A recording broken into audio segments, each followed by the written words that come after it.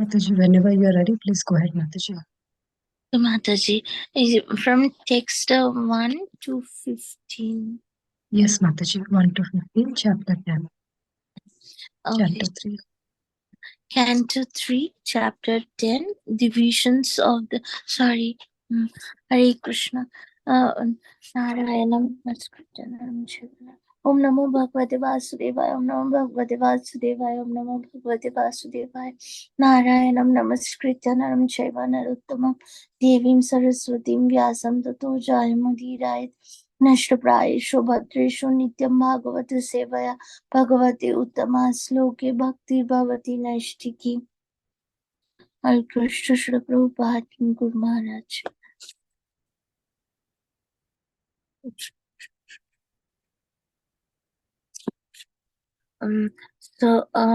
Canto 3, chapter 10, divisions of creation.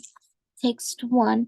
Sri Vidura said, O great sage, please let me know how Brahma, the grandfather of the planetary inhabitants, created the bodies of the living entities from his own body and mind after the disappearance of the Supreme Personality of Godhead. Text 2. O greatly learned,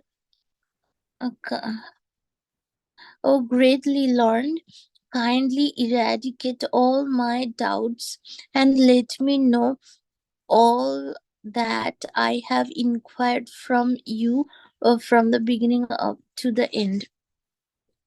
Text 3. Sutta Goswami said, O son of Rigu, the great sage Maitreya Muni, thus hearing from Vidura, felt very enlivened. Everything was in his heart, and thus he began to reply to the questions one after another. Text 4. The greatly learned sage Maitreya said, O Vidura, Brahma thus engaged himself in penances for 100 celestial years as advised by the personality of Godhead, and applied himself in the devotional service to the Lord. Text 5. Thereafter, Brahma saw that both the lotus on which he was situated and the water on which the lotus was growing were trembling due to a strong violent wind. Text 6. Long penances and transcendental knowledge of self-realization has matured Brahma in practical knowledge, and thus he drank the wind completely along with the water. Text 7. Thereafter he saw that the lotus on which he was situated was spread throughout the universe, and he contemplated how to create all the planets which were previously merged in that very same lotus. Text 8. Thus engaged in the service of the Supreme Personality of Godhead, Lord Brahma entered into the whirl of the lotus, and as it spread all over the universe, he divided into 3 different worlds, and later into 14 divisions. Text 9. Lord Brahma is the most exalted personality in the universe because of his causeless devotional service unto the Lord in mature transcendental knowledge. He therefore created all 14 planetary divisions for inhabitation by different types of living entities. Text 10. Vidura inquired from Maitreya Muni, O my lord, O greatly learned sage, kindly describe eternal time, which is another form of the Supreme Lord, the wonderful actor. What are the symptoms of that eternal time? Please describe them to us in detail. Text 11. Muni said, eternal time is the primeval source of the interaction of the three modes of material nature. It is unchangeable and limitless, and it works as the instrument of the Supreme Personality of Godhead for his pastimes in the material creation. Text 12. This cosmic manifestation is separated from the Supreme Lord as material energy by means of Kal, which is the unmanifested impersonal feature of the Lord. It is situated as the objective manifestation of the Lord under the influence of the same material energy of Vishnu. Text 13. This cosmic manifestation is as it is now. It was the same in the past, and it will continue in the same way in the future. Text 14. There are 9 different kinds of creation besides the one which naturally occurs due to the incarnations of the modes. And there are 3 kinds of annihilation due to the eternal time, the material elements, and the quality of one's work. Text 15. Of the 9 creation, the first one is the creation of the Mahatvatva, or the sum total of the material ingredients, wherein the modes interact due to the presence of the Supreme Lord. In second, the false ego is generated, in which the material ingredients, material knowledge, and the material activities arise. Hare Krishna Mataji and all the devotees. Thank you so much, Mataji. Krishna Venu Prabhuji, whenever you are ready, you can please go ahead. Yeah, Hare Krishna. Thank you very much, Mataji. Let me share the screen.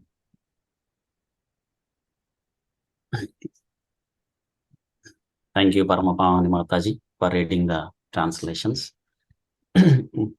So today we are reading from Srimad Bhagavatam, 3rd canto, chapter 10, titled Divisions of the Creation, from slokas 1 to 15.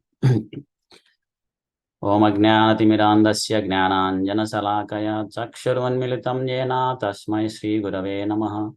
Namo Vishnupadaya Krishna Presthaya Bhutale Srimate Bhaktivedanta Swaminiti Namane. Namaste Saraswati Deve Gauravani Pacharine Nirvishesha Sunyavadi Paschattu Deshatarane. Jai Sri Krishna Chaitanya Prabhu Nityananda Shri Advaita Gadadhara Shri Vasadi Gaura Bhaktarunda. Hare Krishna Krishna Krishna Hare Hare Hare Rama Rama Rama Hare Hare. Someone.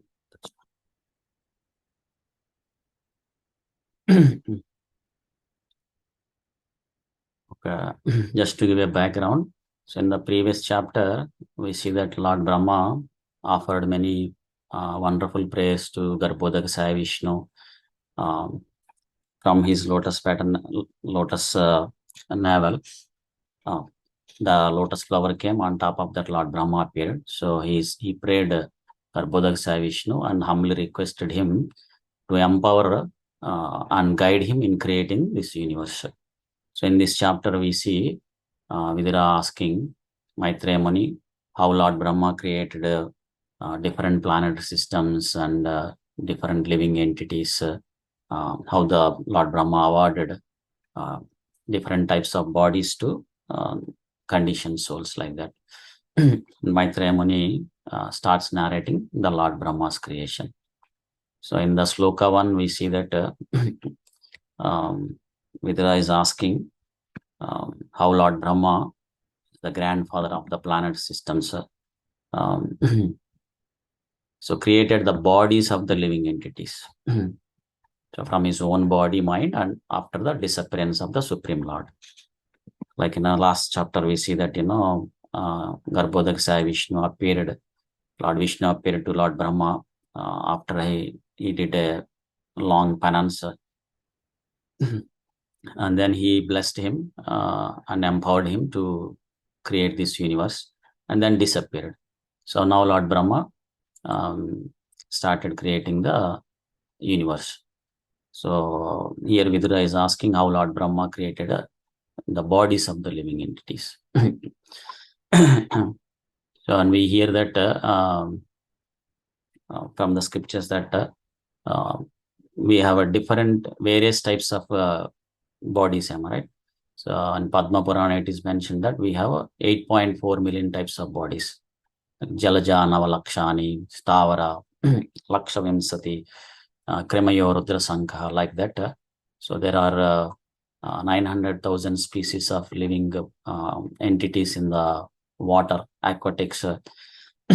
There are 2 million of types of trees and plants. There are 1.1 million types of species of insects and reptiles, like that. And there are 400,000 types of human bodies. So, and who gets what body and who will be placed into what planet, it all depends on their past karma. Karmana daiva netrena jantur deho pattaya, like that. So we have this whole universe divided into primarily 3 divisions and then later 14 planetary systems. So which was also mentioned in the future sloka, one of the future sloka. So like we are in the middle of the universe, like Bhuloka, and on top of us we have 6 upper planet systems, like Bhurloka, Swargloka, Maharloka, Janaloka, Tapaloka, Satyaloka, like that. And in the bottom we have 7 planet systems, like Atala, Vitala, Sutala, Talatala, Mahatala, Rasatala, Patala, like that.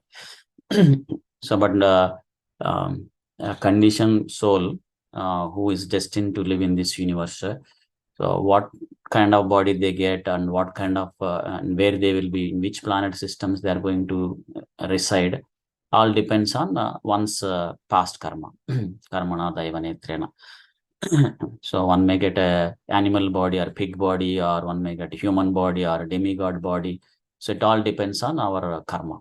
So that's why it is very much stressed to make sure that we are performing the right activities so that we get a better body or we live in the better planet. And most important, we can try in the when one gets human body, not to get any body also in this universe and be promoted to the spiritual world. So in the text sloka 2, so Vidura is requesting Maitreya Muni to eradicate all his doubts.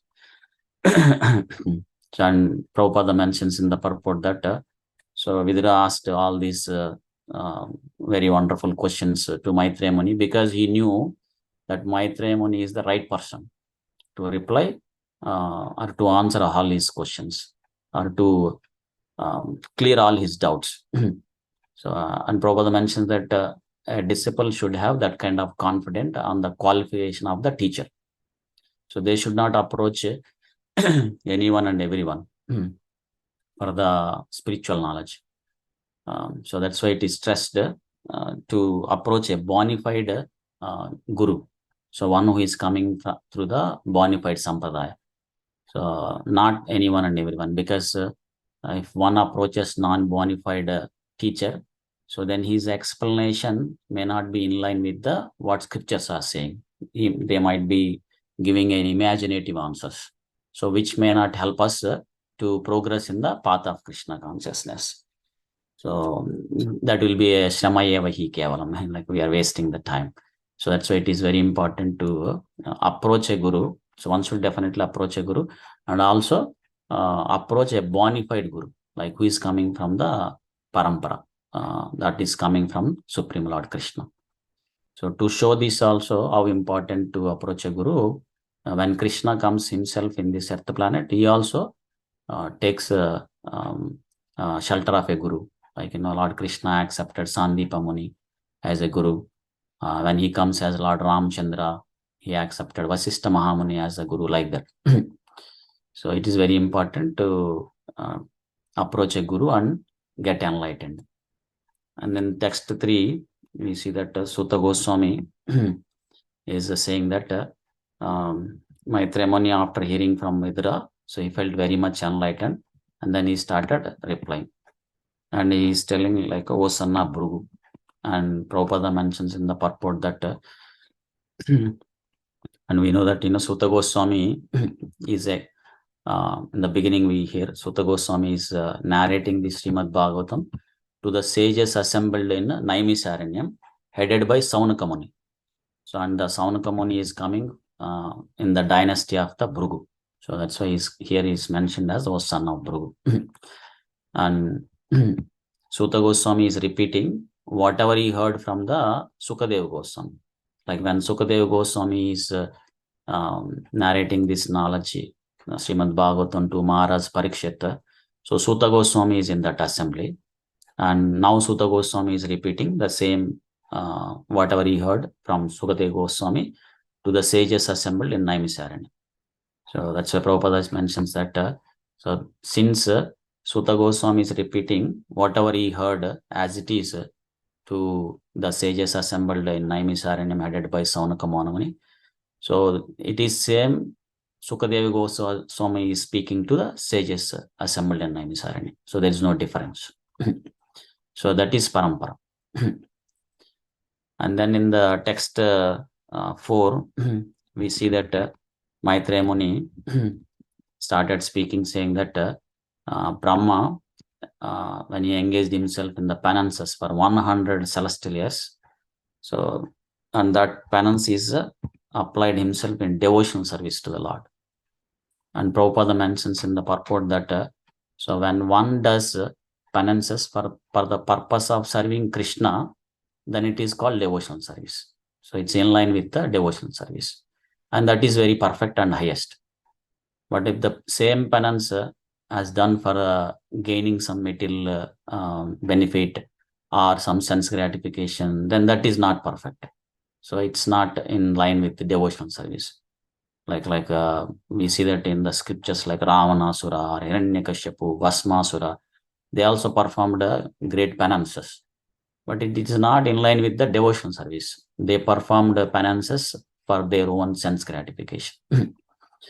So similarly, we see in this world also many people, they wake up very early and go to office, work very hard, but the purpose is for sense gratification, then it is not very helpful. But if someone wakes up early to please Krishna and chant Hare Krishna Maha Mantra, then that is highest and that is perfect. So that's what even Rishabhadev advises his sons. Tapo divyam putrakayana. Like, it should be done. In the penance should be done, but it should be for the pleasure of Krishna. So then one can receive the Brahma Saukyam Anantam. Like, they can get unlimited blissfulness. So, and in the text 5, Sloka 5, we see that Lord Brahma, he saw both the lotus on which he was situated and the water on where the lotus was growing. And the lotus was trembling due to a strong, violent wind. And Prabhupada mentions in the purport that sometimes a devotee who is engaged in Krishna consciousness, devotional service, sometimes they might be put into some awkward situations, or they may face some challenges because when one is doing devotional service, that means that he declared a war on Maya, illusion energy.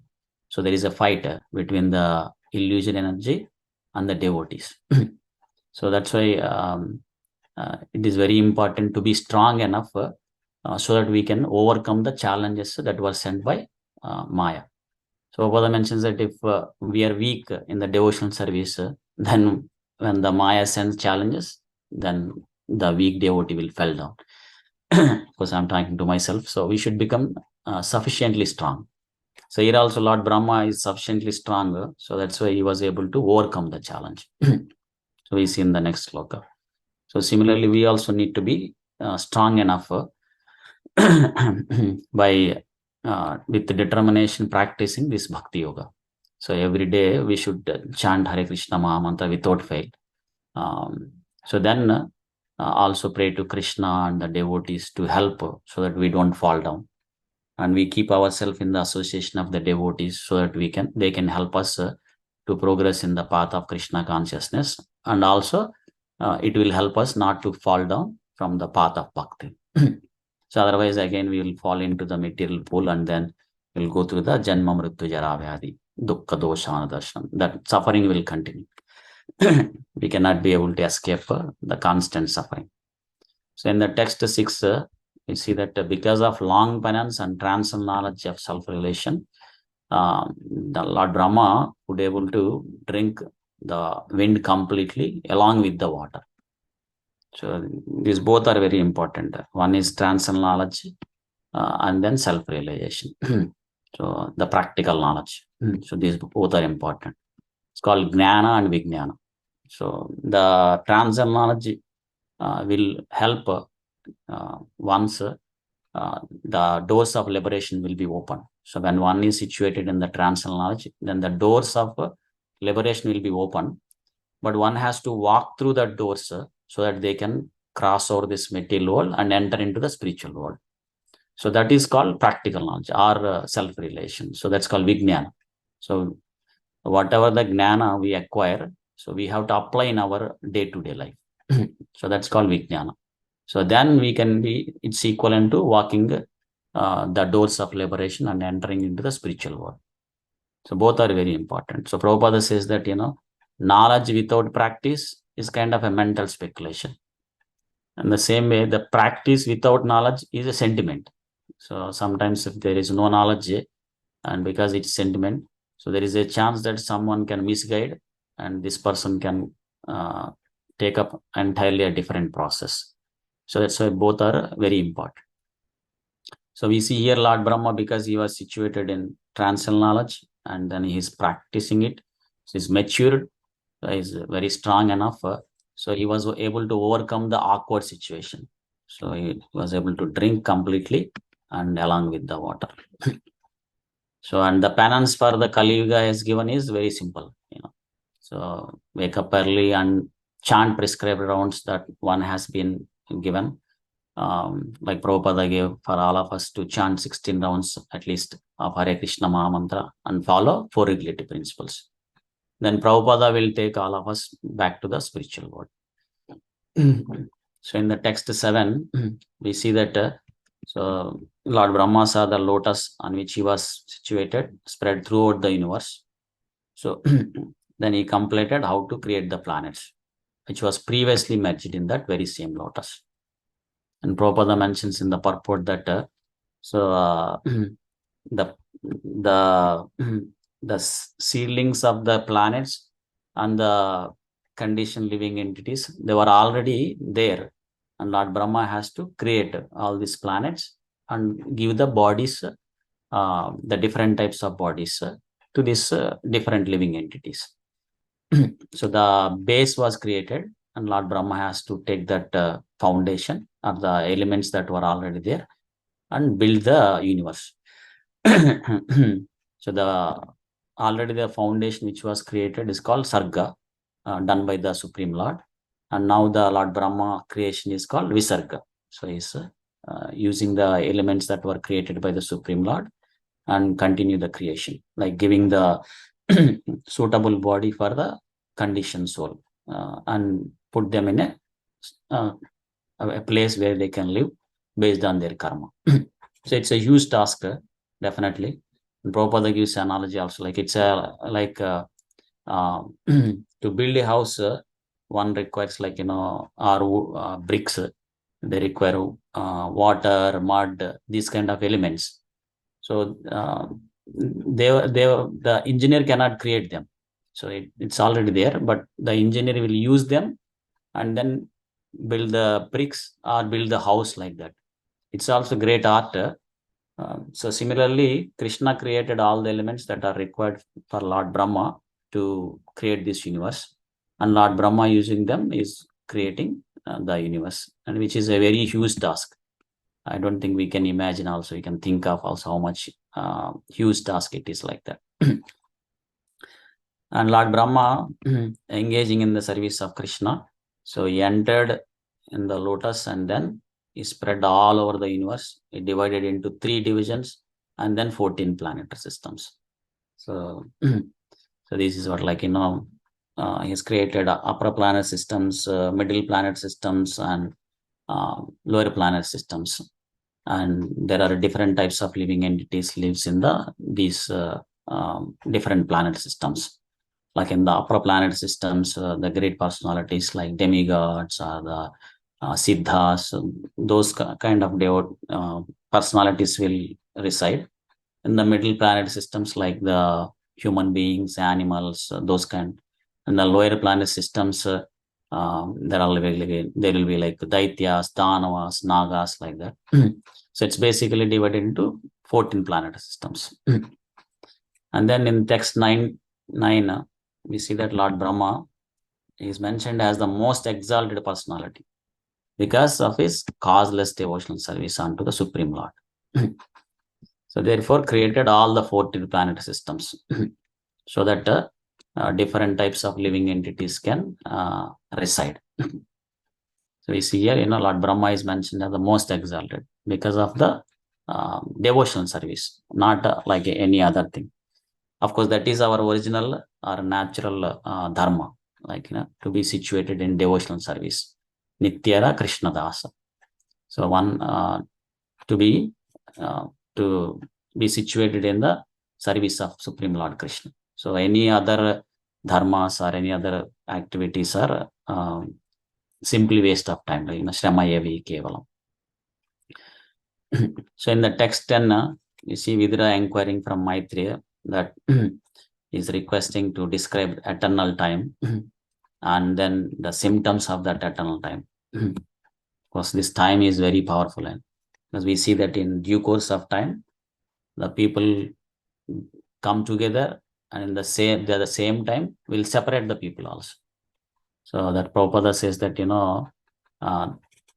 from a small atom to the whole universe is under the control of the time. And that's another form of Supreme Lord Krishna. In Bhagavad Gita also Krishna says, Kalosmi, like, he is the time himself.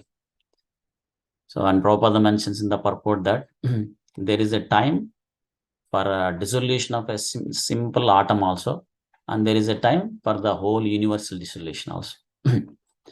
So the time is very powerful. And here Maitreya is saying that, the eternal time is the primal source for the interaction of the three modes of material nature, and it is also unchangeable and limitless. So the time is unchangeable and limitless, and it is an instrument of the Supreme Lord. And Chanakya Pandita says that if one loses even a moment of time, it cannot bring back. So it's unchangeable. So once it is happened, that's it. It's gone. So that's why every moment, Chanakya Pandita stresses that every moment should be utilized for a greater profit. So we should not waste the time without any profit. And the perfect profit is to get that Brahma Saukyam Anantam, like to be liberated from this constant suffering. Otherwise, Ayurharati Vampumsam, like, with each and every sunrise and sunset, so one's life is reduced by 12 hours or 24 hours. So it will not come. Once it is gone, it will not come. Of course, I myself not realized, so I'm talking to myself. So, but here it's stressing that so the time should be utilized it for the greater profit, right purpose. And then the text 12, it is mentioned here is that the cosmic manifestation separated from the Supreme Lord, the material energy by means of Kala. This is a separated manifestation, the material energy. And the Kala is the unmanifested impersonal feature of the Lord. And it is situated as the objective manifestation of the Lord under the influence of the same material energy of Lord Vishnu. And Prabhupada mentions in the purport that this is separated, the material energy or the manifested of world is appears to be something else beyond the Supreme Lord, because it is separated by the means of time, Kala. Prabhupada gives analogy saying that it's like somebody recorded their voice on a tape recorder, but now the voice is separated because it is on the tape recorder. So it's like that. But the tape recorder is situated on the tape. So similarly, the whole cosmic manifestation is situated on the material energy. And it appears to be separated from the Supreme Lord Krishna by the means of time. Prabhupada gives analogy like that in the purport. And in the text 13, we see that the cosmic manifestation as it is now, it was same in the past and it will continue in the same in the future. And Krishna also says in Bhagavad Gita, right? Bhuta gramam imam krishnam avasam prakrite vasat, like that. So bhutva bhutva pralayate, like that. It will come and then it will annihilate it, like that. So the manifestation, sometime it will be there and sometime it will be annihilated, like that. But it is created again and again and again and again, like that. So in the text 14, Maitreya Muni is narrating the 9 different kinds of creation, besides on which natural occurs due to the interaction of the 3 modes. There are 3 kinds of annihilations. There are 9 kinds of creations and 3 kinds of annihilation due to the eternal time. And Prabhupada mentions in the purport about these 3 kinds of annihilation. Like one is due to the scheduled time of the annihilation of the entire universe. And one is, second is due to the fire which emanates from the mouth of Anantasesha. There is annihilation. And then there is annihilation due to one's qualitative actions and reactions. So these are the 3 annihilations. Of course, the coming slokas talks about the 9 creations. So in the text 15, we see that out of the 9 creations, it's mentioned 2 of them here. So one is the first creation, Mahatattva, which is the sum total of the material ingredients, and it is the modes interaction. And the second one is false ego, generated, and which material ingredients, material knowledge, and material activities rises. So these are the 2 creations of the 9 of them that's mentioned in this sloka. Of course, this false ego is the cause of identifying the conditioned souls with the gross body instead of the spirit soul, which is very powerful. So, and all this is created because one wants to enjoy independent of Krishna, which is called false ego. So due to that desire, so Krishna kindly created all this so that we can be placed into this material world and fulfill our desires. And this false ego will be shown with these 3 modes of material nature, sattva, raja, tamo guna, like that. In the coming slokas, we'll hear the other types of creations also. That will be we can hear that in tomorrow's session. So for now, I will pause it here. Thank you all for joining. Grandhara Srimad Bhagavatam ki jai. Srila Prabhupada ki jai. Ananta Koti Vaishnava Vranda ki jai. Thank you, Mataji. I'll pause it here. Thank you so much, Prabhuji, for beautiful, beautiful plans. Thank you to all the devotees. Let's pay our obeisances to Prabhuji and all the devotees. Vanchakam Tutarupnasya Kotasya Pitanam Pavaniti Vaishnaveti Grantat Srimad Bhagavatam ki jai. Srila Prabhupada ki jai. Ananta Koti Vaishnava Vranda ki jai. Grace Krishna Venu Das Srila Prabhupada ki jai. Hare Krishna Mataji, Hare Krishna Prabhuji. Hare Krishna. Thank you all. Hare Krishna Mataji, Hare Krishna Prabhuji.